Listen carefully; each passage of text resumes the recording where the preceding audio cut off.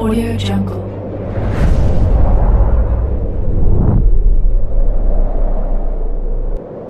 Yo, balik lagi bersama Mimin di Manhwa TV. Kali ini kita akan lanjutkan pembahasan dari cerita After Improperly Licking a Dog, I Became a Billionaire. Mimin infokan kembali bagi teman-teman yang ingin menonton video terbaru lebih cepat, silahkan bergabung menjadi member di channel ini dengan biaya 5K per bulannya. Jika tidak, teman-teman bisa bersabar lebih dulu selama 2-3 hari untuk menonton video tersebut. Tanpa berlama-lama, yuk kita masuk ke disclaimer dulu.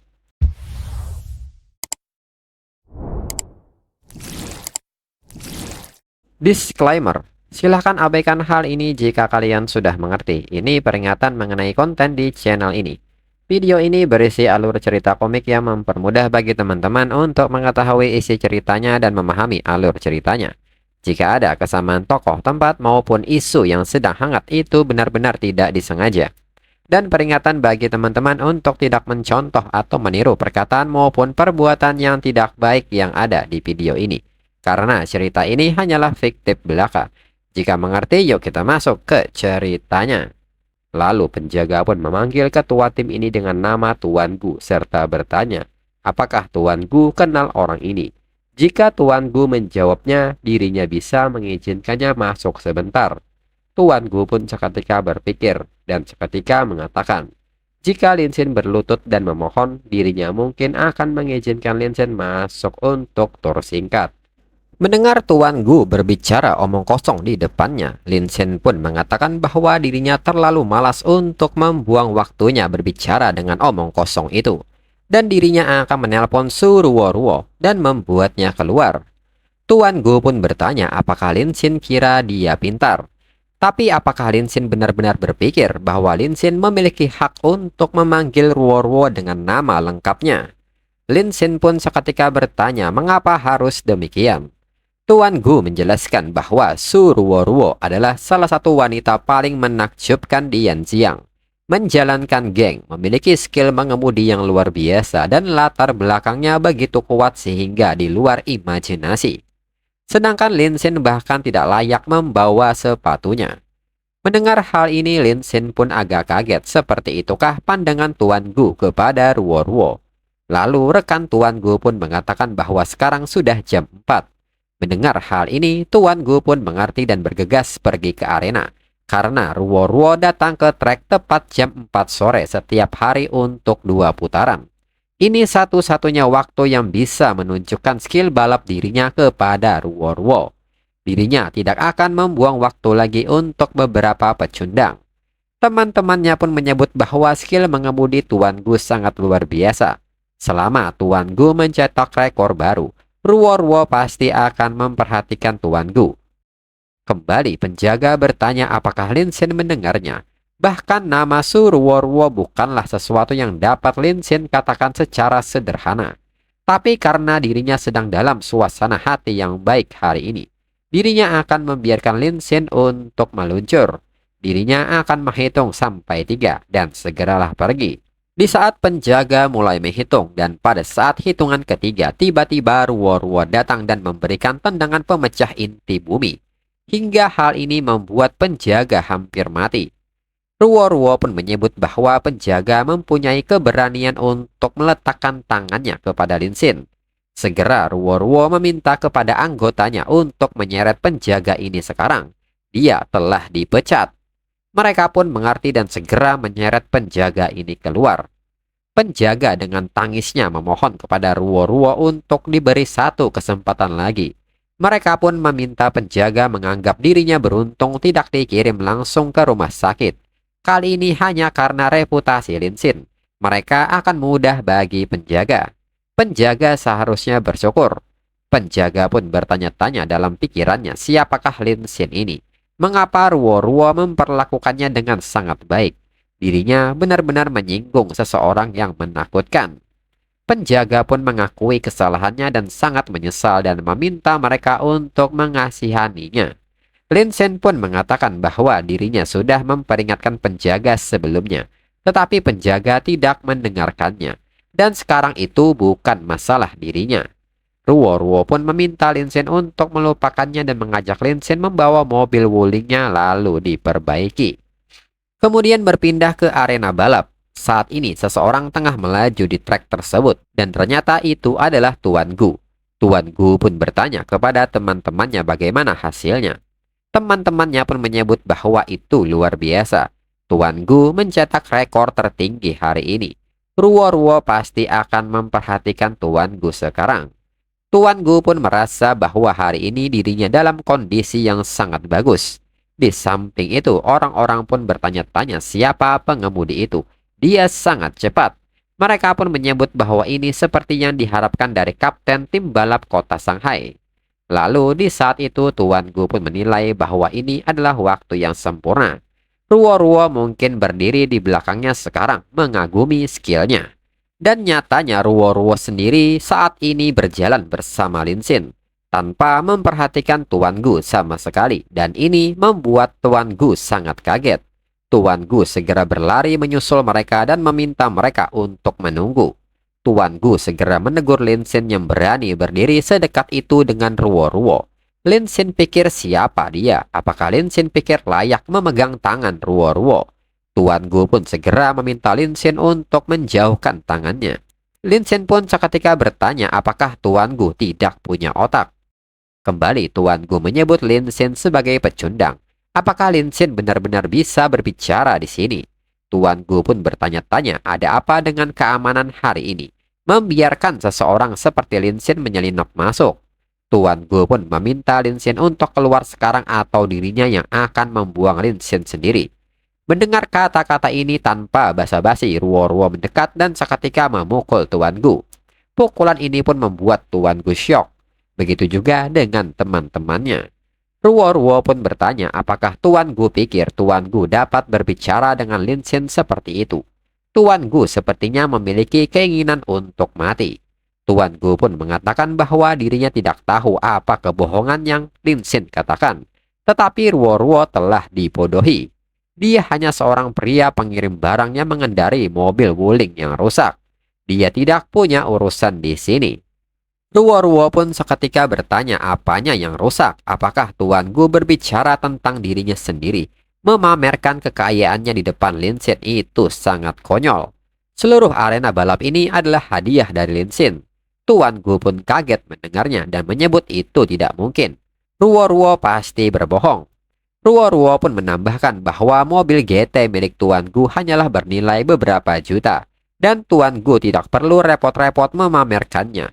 Bahkan jika Lin Xin mengendarai wuling yang rusak, dia masih akan melaju lebih cepat dari Tuan Gu. Mendengar hal ini, Tuan Gu merasa diremehkan. Bagaimana bisa Lin Xin mengalahkan dirinya dengan mobil wuling yang rusak itu? Tuan Gu pun bertanya apakah Lin Xin berani balapan dengannya. Melihat respon Lin Xin yang hanya diam, Tuan Gu kembali bertanya apakah ada masalah. Bersembunyi di belakang Ruo-Ruo itu sangat menyedihkan. Kembali Ruo-Ruo bertanya apakah Tuan Gu pikir dapat bersaing dengan Lin Xin. Tuan Gu terlambat beberapa abad untuk ini. Dengan ini dirinya akan mengajari Tuan Gu atas nama Lin Xin. Jika Tuan Gu mengklaim dirinya sebagai pembalap yang hebat, Ruo-Ruo mengajak Tuan Gu untuk melakukan satu putaran. Jika Tuan Gu menang, Tuan Gu akan memiliki akses gratis ke arena balap ini selamanya. Tetapi jika Tuan Gu kalah, Tuan Gu harus meninggalkan mobilnya di sini dan berlutut kepada Lin Xin. Namun Tuan Gu merasa jika hanya akses gratis itu tidak sepadan. Tuan Gu pun mengajukan hal lain. Jika dirinya menang, Ruo-Ruo akan menjadi pacarnya dan arena balap ini akan menjadi miliknya. Dengan ini apakah Ruo-Ruo berani? Ruo-Ruo pun menyebut bahwa Tuan Gu memiliki nafsu makan yang tinggi. Apakah Tuan Gu tidak takut menggigit lebih dari yang bisa Tuan Gu kunyah? Ruo-Ruo pun setuju dengan hal ini. Dirinya akan membiarkan Tuan Gu bermimpi sedikit. Tetapi jika Tuan Gu kalah, dirinya akan mematahkan 3 kaki milik Tuan Gu. Kemudian saat mereka bersiap di garis start, Lin Xin nyatanya ikut Ruo-Ruo mengemudi. Ruo-Ruo pun sangat bersemangat karena Lin Xin ikut dengannya. Lin Xin pun mengatakan Ruo-Ruo belum mendapatkan pelajaran mengemudi dari dirinya. Dirinya akan memberi Ruo-Ruo pelajaran saat mereka melakukan hal ini. Ruo-Ruo pun seketika menyebut bahwa dia mencintai Lin Xin. Dalam pikiran Lin Xin, dirinya memiliki perasaan buruk bahwa Tuan Gu memiliki rencana lain di belakangnya untuk bermain secara tidak adil. Dan seketika balapan pun dimulai. Namun pada saat itu mobil Wuling sedikit lebih cepat dari mobil Tuan Gu. Tuan Gu pun tidak menduga hal ini dan menilai bahwa itu tidak mungkin. Lalu saat belokan Wuling sudah mendahuluinya. Tuan Gu sangat kesal dengan hal ini. Mobil Wuling itu terlalu cepat dan cara mengemudinya juga menakutkan. Jika dirinya tertinggal bahkan hanya sejarak satu mobil, dirinya tidak akan pernah mengejar ketertinggalan ini. Dengan ini, dirinya benar-benar tidak boleh kalah dan seketika Tuan Gu menabrak bagian belakang mobil Wuling. Namun, kejadian selanjutnya membuat Tuan Gu bingung dan kaget. Tabrakan barusan bahkan tidak mengeluarkan mereka dari jalur. Melihat situasinya, Lin Xin pun meminta Ruo-Ruo untuk minggir, biar dirinya yang mengemudi. Namun Ruo-Ruo tetap memaksa agar dirinya yang melakukannya, serta meminta Lin Xin untuk percaya kepadanya. Namun Lin Xin seketika dengan paksa mengambil alih kemudi dan meminta Ruo-Ruo untuk diam sekarang. Lin Xin pun menyebut bahwa dirinya akan mengendalikan kopling dan kemudi, dan Ruo-Ruo harus mengikuti perintahnya. Dan sekarang Ruo-Ruo harus menginjak pedal gasnya. Ruo-Ruo yang memperhatikan situasinya menilai bahwa Lin Xin yang mendominasi sungguh tampan. Dirinya sangat menyukainya. Dan seketika mobil melaju dengan kecepatan penuh dan menikung tajam hingga berhasil mendahului mobil Tuan Gu. Manuver ini pun membuat Ruo-Ruo berteriak hingga mobil Wuling berhasil lebih dulu melewati garis finish. Anggota tim balap Shanghai pun tidak percaya hal ini. Kapten mereka kalah. Bagaimana bisa Wuling yang murah bisa secepat ini? Mereka pun menyebut bahwa ini pasti palsu. Hingga pada akhirnya Tuan Gu hanya bisa menangisi mobil GT seharga 5 jutanya dibawa oleh anggota Ruo-Ruo. Mereka pun memberitahu Lin Xin bahwa mobil ini akan dibawa ke bengkel untuk Lin Xin. Lalu Tuan Gu pun menyebut bahwa satu putaran ini tidak membuktikan apapun dan tidak berarti apa-apa. Anggotanya pun membenarkan perkataan kaptennya. Mereka adalah pembalap profesional. Taruhan kecil ini tidak dihitung jika Lin Xin berani datang dan bergabung dengan kompetisi balap resmi untuk menentukan pemenangnya. Namun jika Lin Xin sanggup membelinya, sebuah tim balap yang layak membutuhkan setidaknya 5 mobil GT yang sepenuhnya telah dimodifikasi. Persyaratan minimumnya adalah 25 juta, belum termasuk biaya tim lainnya. Mendengar hal ini, Lin Xin pun tersenyum dan menyebut ini sempurna. Dirinya hanya mencari tempat untuk menghabiskan uang. Lin Xin pun meminta Ruo-Ruo untuk mengambil uang 1 miliar ini untuk digunakan membangun tim balap.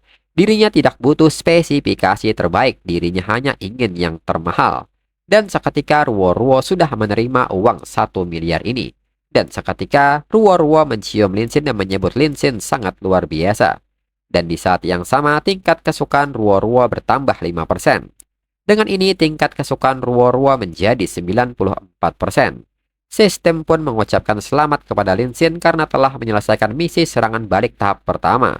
Lin Xin juga telah menghabiskan 1 miliar yuan untuk serangan balik Su Ruo-Ruo. Dengan ini 10% dari dana yang digunakan telah ditransfer ke rekening Lin Xin sebesar 100 juta. Selain itu, Lin Xin juga menambahkan 1 poin ke semua atributnya dan saat ini Lin Xin berada di level 16. Lin Xin juga diminta memilih 1 dari 3 skill. Pertama, peringkat S penguasaan taktik, kedua peringkat B penguasaan tari, dan ketiga peringkat B penguasaan rap. Lalu melihat nominal ini membuat Tuan Gu sangat kaget. Tuan Gu pun menyebut ini tidak mungkin. Bukankah Lin Xin seharusnya orang yang bangkrut dan pecundang? Bukankah dia baru saja mengendarai Wuling yang rusak untuk pengiriman? Lalu Ruo-Ruo pun mendekat dan menegur Tuan Gu, karena ini waktunya bersujud. Seketika anggota Ruo-Ruo mencengkram kepala Tuan Gu dan menghempaskannya ke bawah dengan keras. Lin Xin pun tersenyum dengan hal ini, karena barusan ada suara yang sangat renyah. Suara itu sangat bagus. Kepala yang bagus menghasilkan suara yang bagus. Anggota Ruo-Ruo pun seketika menyoraki Tuan Gu yang digendong oleh anggotanya dengan kata pecundang dan meminta mereka untuk mengingat menundukkan kepalanya dan memberi hormat setiap kali bertemu Lin Xin mulai sekarang. Dan setelahnya mereka semua pun bersulang untuk merayakan ini. Kemudian Lin Xin pun mengatakan bahwa dirinya sudah kenyang dan mengajak Ruo-Ruo ke lintasan balap untuk beberapa putaran. Segera Ruo-Ruo mengikutinya. Lalu saat di mobil, Lin Xin pun bertanya apakah Ruo-Ruo tidak menggunakan sabuk pengaman. Ruo-Ruo pun menyebut bahwa Lin Xin pengemudi yang sangat terampil. Dirinya tidak butuh tindakan pengamanan apapun. Lin Xin pun mengerti dan meminta Ruo-Ruo untuk berpegangan dengan erat. Lalu di saat itu Ruo-Ruo pun ingin memberitahu Lin Xin sebuah rahasia. Dirinya mungkin terlihat seperti orang yang tidak kenal takut, seperti dirinya tidak peduli dengan apapun, tetapi kenyataannya adalah dirinya belum pernah bertemu pria yang layak untuk bisa memberikan segalanya. Lin Xin pun seketika bertanya, apa yang ingin Ruo-Ruo coba katakan kepada dirinya? Ruo-Ruo pun menyebut bahwa dirinya ingin memberikan dirinya kepada Lin Xin. Dengan ini, bagaimana menurut Lin Xin? Namun di saat itu Lin Xin menyebut bahwa dirinya sedang mengemudi dan meminta Ruo-Ruo untuk berhenti bermain-main. Dan kembali Lin Xin menambah kecepatannya hingga Ruo-Ruo terdorong akibat perubahan kecepatan ini. Namun Ruo-Ruo sendiri berpikir bahwa kali ini dirinya tidak boleh membiarkan Lin Xin lolos kali ini. Dan saat tikungan berikutnya, Ruo-Ruo sengaja menjatuhkan diri ke Lin Xin seolah-olah ini tidak sengaja. Ruo-Ruo pun seketika membuat ekspresi yang membuat mata seorang pria terpana, dan tentunya ini membakar semangat juang Lin Xin. Di saat itu Ruo-Ruo mencoba memprovokasi Lin Xin dan bertanya, jangan bilang Lin Xin tidak bisa melakukan ini. Mendengar hal ini, Lin Xin pun seketika kesal. Ruo-Ruo kembali mengatakan bahkan jika Lin Xin tidak bisa, dirinya tidak akan berpikir kurang dari Lin Xin. Dirinya akan tetap mencintai Lin Xin. Dirinya akan merahasiakan ini untuk Lin Xin. Hingga pada akhirnya Lin Xin terprovokasi. Di saat jalan lurus dan kecepatan stabil, Lin Xin pun seketika membangunkan Ruo-Ruo dan mengatakan bahwa dirinya punya sesuatu untuk diberitahukan kepada Ruo-Ruo. Lin Xin pun meminta Ruo-Ruo untuk mendengar. Serta tidak peduli apapun, jangan pernah mengatakan seorang pria tidak bisa melakukannya. Ruo-Ruo pun tidak percaya kepada Lin Xin sebelum Lin Xin membuktikannya kepada dirinya. Lin Xin pun kembali mengatakan bahwa ini adalah kesempatan terakhir Ruo-Ruo untuk menarik kata-katanya kembali, atau Ruo-Ruo akan menyesalinya. Ruo-Ruo pun seketika menantang Lin Xin dan menyebut bahwa itu tidak mungkin. Dalam kamusnya tidak ada kata penyesalan. Dan seketika Lin Xin membungkam mulut Ruo-Ruo agar tidak berbicara lagi. Ruo-Ruo pun berusaha memberikan perlawanan hingga Lin Xin dapat menggali artefak milik Ruo-Ruo. Dan dengan kecepatan mobil saat ini, kecepatan tangan Lin Xin juga tidak bisa diprediksi hingga Ruo-Ruo pun berteriak. Lalu Lin Xin pun mencengkram tubuh Ruo-Ruo di antara setir agar tidak bisa bergerak lagi. Ruo-Ruo pun meminta Lin Xin untuk memberinya waktu dan tunggu sebentar. Lin Xin pun seketika bertanya apakah Ruo-Ruo sudah siap untuk menyerah. Lin Xin juga bertanya di manakah semua kepercayaan diri Ruo-Ruo sebelumnya. Ruo-Ruo pun menyebut bahwa dirinya tidak akan pernah mengatakan kata menyerah. Dirinya hanya ingin mengambil napas. Namun Lin Xin tidak memberi ampun sama sekali kepada Ruo-Ruo. Lalu di saat itu anggota Ruo-Ruo pun menegur temannya dan bertanya apakah mereka memperhatikan Ruo-Ruo menaruh kakinya di atas dashboard mobil saat mengemudi. Bagaimana dia menekan kopling dan pedal gasnya. Temannya pun mengaku bahwa dirinya tidak memperhatikannya. Bukankah Lin Xin-nya mengemudi? Ruo-Ruo hanya sedang bermain-main saja. Namun anggota itu mengaku bahwa dirinya tidak melihat Lin Xin di dalam mobil. Dan pada kecepatan itu Lin Xin pun semakin dalam menggali artefak milik Ruo-Ruo menggunakan alat berat hingga Ruo-Ruo menyebut kata menyerah. Lin Xin pun bertanya apakah Ruo-Ruo sekarang melihatnya. Lin Xin pun penasaran apakah Ruo-Ruo akan berani melakukannya lagi di lain waktu. Ruo-Ruo pun mengatakan bahwa dirinya tahu dirinya salah, namun dirinya akan berani melakukannya lagi di lain waktu. Lin Xin pun kesal mendengarnya. Lin Xin pun kembali menambah kecepatannya. Lin Xin menekankan bahwa dirinya tidak akan berhenti sampai Ruo-Ruo mengakui kekalahan total. Ruo-Ruo pun kaget dan bertanya-tanya bukankah Lin Xin seharusnya sudah kelelahan. Ruo-Ruo pun seketika berteriak untuk meminta pertolongan. Di samping itu, Tuan Gu yang saat ini menerima perawatan menerima notifikasi dari aplikasi asisten mobil, di mana aplikasi ini mendeteksi dampak eksternal. Mungkin ada anomali dan meminta pemilik untuk memeriksanya. Dan notif ini terus muncul setiap beberapa menit. Tuan Gu hanya bisa menggigit selimutnya karena mereka telah melakukan sesuatu kepada mobilnya. Kemudian di tempat lain, Du Rumeng saat ini sedang menghadiri sebuah acara. Lalu tak berselang lama, orang-orang pun mulai mendekatinya dengan memamerkan segala sesuatu yang mereka punya dan menawarkan banyak hal kepada Du Rumeng, dari properti, bisnis industri, perhiasan, bahkan sampai ada yang menawarkan sebuah jet pribadi kepada Du Rumeng. Namun Du Rumeng sendiri menanggapi mereka dengan nada yang datar dan tidak menunjukkan ketertarikannya. Du Rumeng sendiri menilai bahwa ini sangat membosankan, benar-benar tidak bernyawa. Lalu di saat itu mereka pun mendengar bahwa Hammer XL milik si pria kalah dalam perlombaan melawan Wuling yang rusak di bendungan. Itu sangat memalukan dan meminta si pria untuk meninggalkan grup. Namun si pria pun menunjukkan sebuah rekaman di mana Wuling rusak itu sebenarnya juga telah melampaui kapten tim balap GT kota Shanghai. Wuling itu jelas dimodifikasi, tidak mungkin dirinya akan kalah seperti ini. Mendengar hal ini, Du Rumeng pun seketika berdiri dan berjalan ke arah pria itu, serta melihat ke arah rekaman ponsel si pria. Saat melihat mobil Wuling, Du Rumeng kembali merasakan perasaan yang mendebarkan. Dan ini membuat Du Rumeng merasa hidup. Dan chapter berakhir.